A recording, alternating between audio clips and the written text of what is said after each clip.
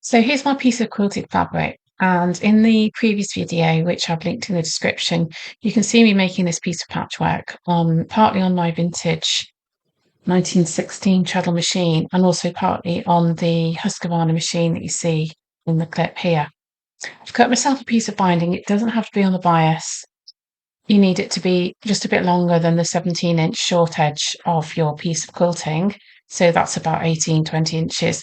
That happens to be a piece of French terry I've got left over from making some leggings. So you cut it, say, 18, 19 inches long and 3 inches wide. The 3 inches is probably a bit generous. Because you're going to be putting the zip at this end, you want to make a fairly robust binding for the zip to sit behind, and it does add to the attractive look of the bag. If that's a nice sort of slightly squashy binding, then you just sew down there 1/2 inch on the sewing machine before turning it over. Just demonstrating, once you've sewn it, you're going to be folding under and hand stitching that there.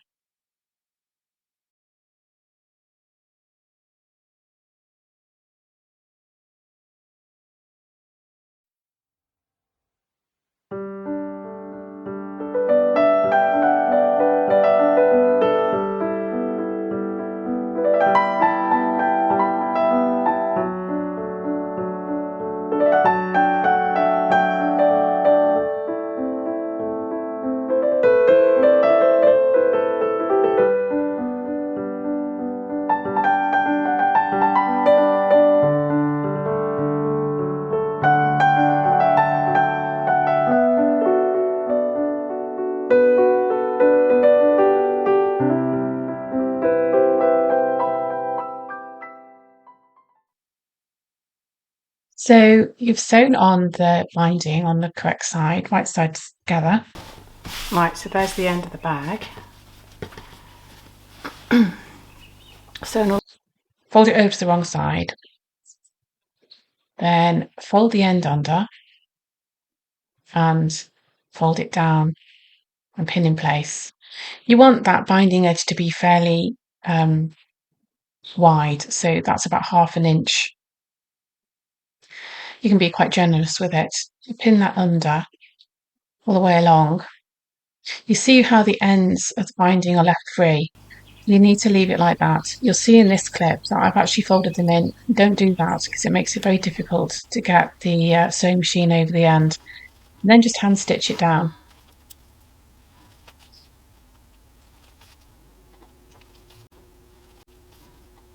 I ended up taking the folded end out again when I was actually in the zip.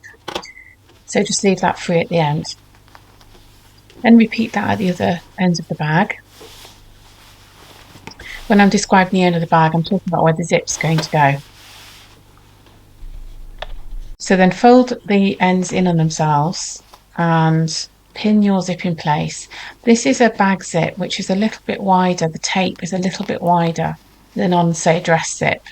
So make sure that you've got the slider face down into the bag.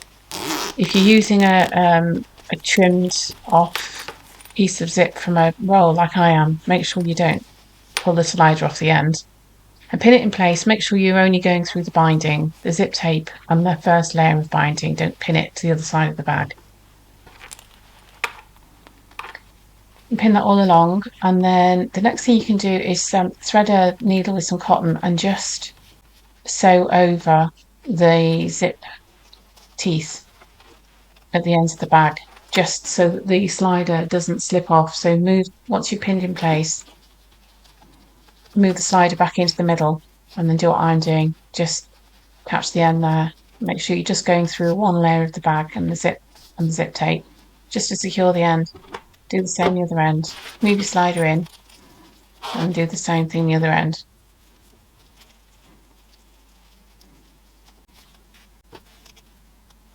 So just thread your needle with double cotton and just sew along the zip tape as you see me doing with small neat stitches. You'll notice that the zip tape is about halfway up the binding. This will mean that your teeth of the zip will be sort of fairly hidden. The top of the bag, you'll see a nice sort of fairly cushiony bit of binding, which will look quite attractive.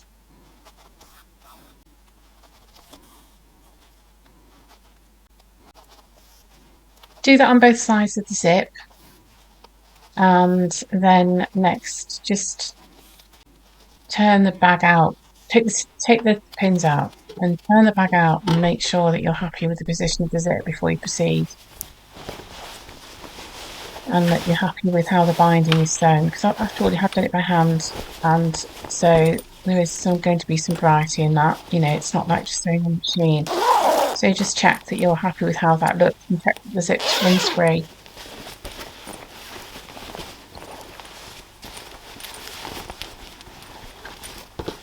So turn the bag out the wrong way, and the next step we're going to be doing is inserting the tabs. Now you'll need two pieces of fabric measuring 5 inches by 8 inches.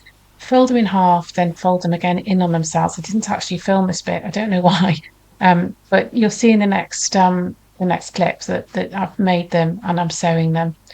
So here I am sewing them. So press them in half, then press each side in half again and fold fabric into itself. Then just sew down both sides on the machine.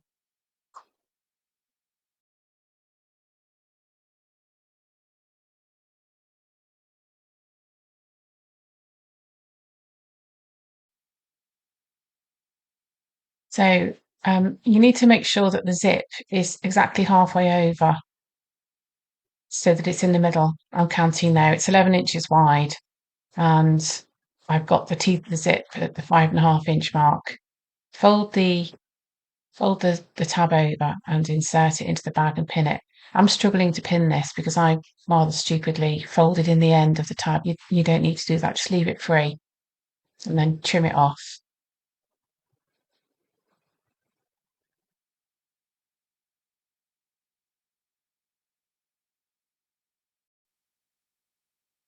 So pin that all in position and then just sew on the sewing machine with a sort of generous 1/2 inch seam allowance. You need to make sure that you have securely got the end of the zip. I'm not showing it here, but you do need to go back over the zip a few times to make sure that it's really secure. Can be a very weak point in the bag. You can turn it around the right way and realise that you've not actually secured the ends of the zip.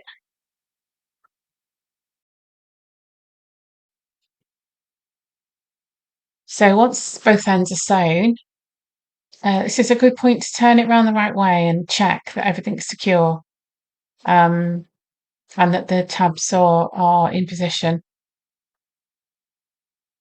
and that you're quite happy with that. And once you're happy with the seam, then you can actually just trim off all your loose ends.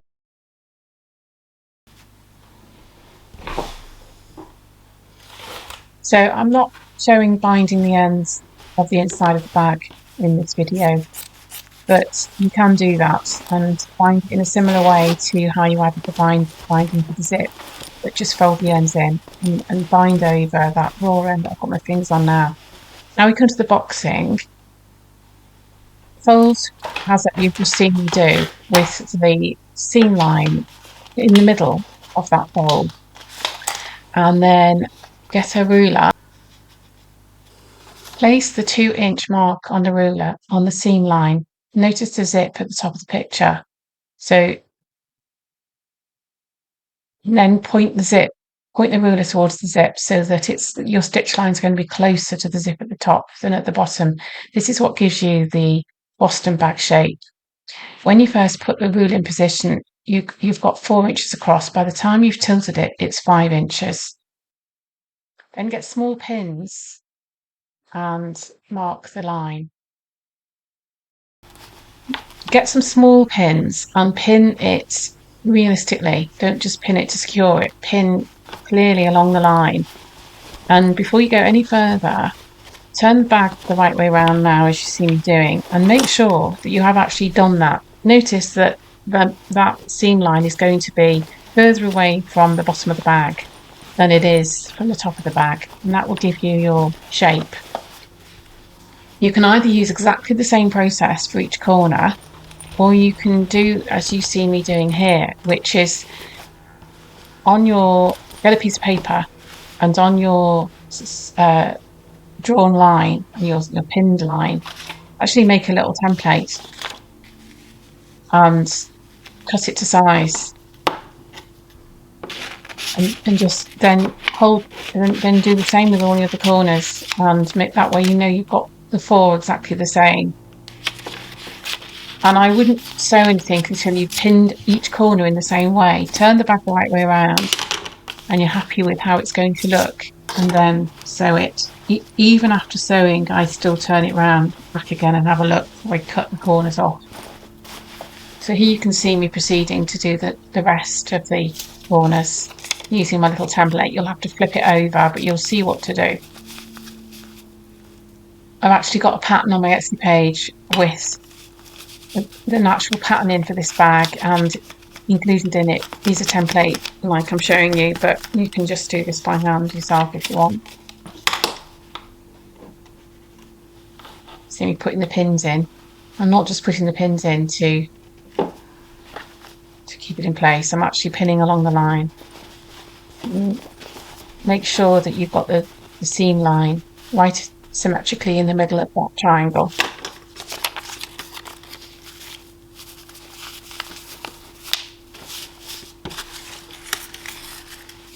Make sure you're always positioning it so that that slant in the triangle, the slope in the triangle, is going to mean that your top point is near the top of the bag, is closer to the zip than the bottom. Quite easy to get that upside down if you don't concentrate.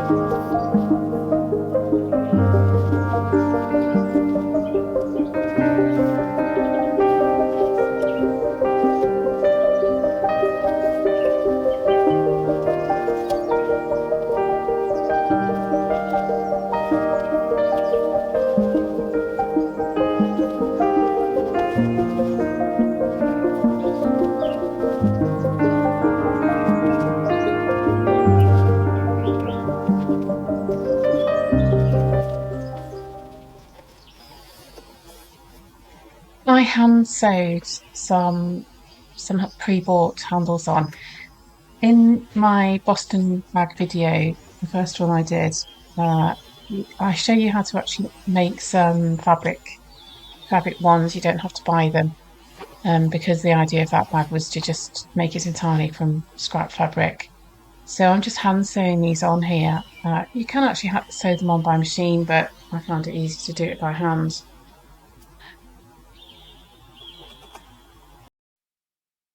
to finish this project off, you could always add a bag charm, flower bag charm, and I've got another video. Again, I'll link that in the description. Show you how to make that. You can use your scraps from the you've cut off to actually make the bag charm for the end. Thank you very much for watching. I hope you've enjoyed this and you will have a go at making one yourself out of scraps. I'd love to hear about it if you decide to make one, or any comments. You can also share photographs on Facebook. That's linked as well.